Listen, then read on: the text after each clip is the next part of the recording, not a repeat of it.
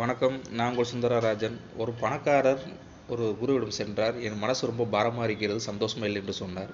உடனே அந்த குரு அவரை அழைத்து ஒரு பெரிய சாக்கில் அனைத்து சாப்பாடு பொட்டலம்லாம் உள்ளே வைத்து என் பின்னாடியே வா என்று அழைத்து சென்றார். அப்படி அழைத்து செல்லும்போது வரும் வழியிலே அனைவரும் பசியில் உட்கார்ந்து கொண்டிருந்தார்கள், பசியில் வாடிக்கொண்டிருந்தார்கள். எதையுமே கண்டுக்காமல் இழுத்து கொண்டே போனார். போனவுடன் அந்த இடத்துக்கு அடைந்தவுடன் குறிப்பிட்ட தூரம் அடைந்தவுடன் நம்ம பணக்காரர் சொன்னார், என்னால் சுமக்க முடியவில்லை, வலி தாங்க முடியவில்லை என்று சொன்னார்.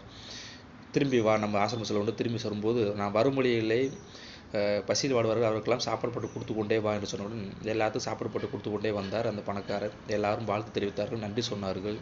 வரும் வழியில் எல்லாமே காலியாகிவிட்டது, அவருக்கு வெயிட்டும் இல்லை.